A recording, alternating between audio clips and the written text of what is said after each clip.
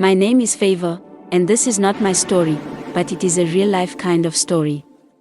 The kind that happens quietly in schools, the kind that ruins confidence before it ruins records, the kind people only talk about after the damage is done.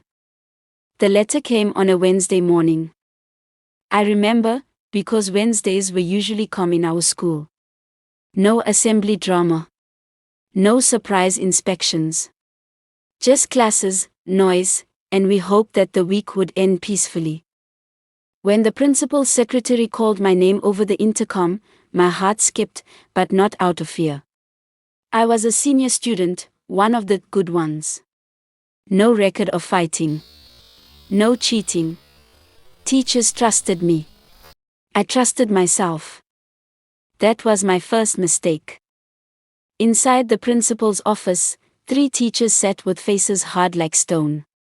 On the table was a brown envelope with my name written in red pen. "Sit down," the principal said without looking at me. "Saturday, you are aware of the incident in the chemistry laboratory last Friday?" she asked. I shook my head.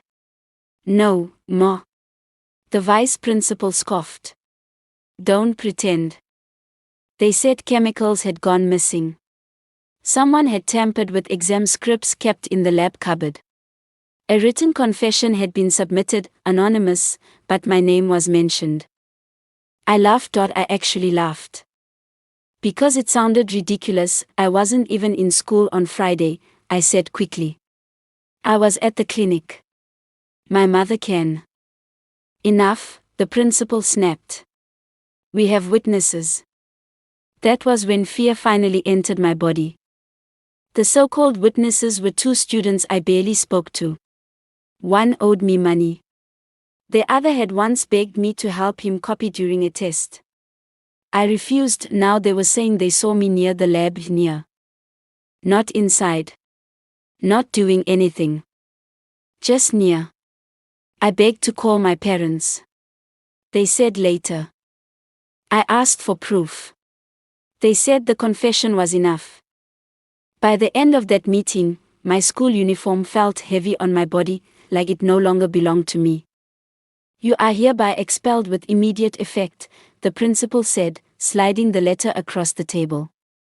"Pack your things and leave the school premises today." Just like that. Years of good behavior erased. One lie accepted over my truth. When my parents arrived, my mother cried until she couldn't speak. My father didn't shout. That scared me more. He just kept asking one question: where did we fail? I wanted to scream, "You didn't," but no one listens to expelled students. Neighbors started whispering. Some parents warned their children to stay away from me. A teacher from my church stopped greeting me warmly. Even my younger siblings felt ashamed to mention my name in school. The worst part, I started doubting myself. What if I had gone near that lab? What if I smiled at the wrong time? What if being good was never enough? Months passed. While my mates prepared for final exams, I stayed home. Watching. Waiting. Feeling useless. Then one afternoon, a former classmate came running to our house. "They caught him," she said, breathing heavily. "Caught who?" my mother asked. "The boy. The one that actually stole the chemicals. He bragged. Someone recorded him." My heart froze. The truth was finally standing up, but late. We rushed to the school with the evidence. A clear voice note. Names mentioned. Details only the real culprit could know.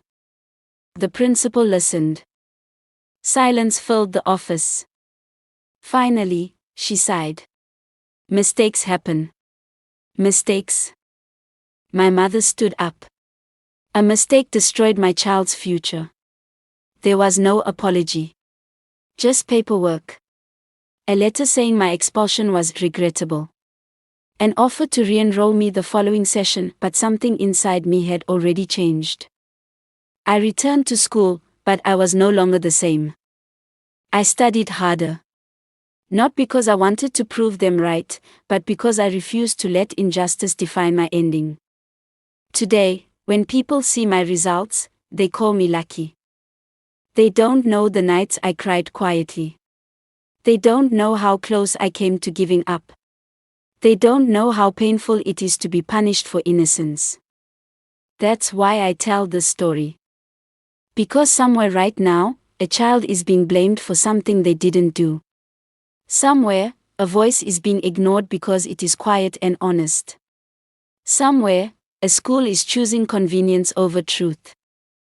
And if you are that child listening to this story, please hear this. Being expelled didn't mean I was guilty. Being silent didn't mean I was weak. And being delayed didn't mean I was defeated. Sometimes, the truth arrives late, but when it comes, let it find you still standing. This is Life Story with Favor, where real stories come alive. True events. Deep lessons. Stories that stay with you. If you love real-life stories that inspire and teach, like, subscribe, and hit the bell, so you never miss a moment with Life Story with Favor.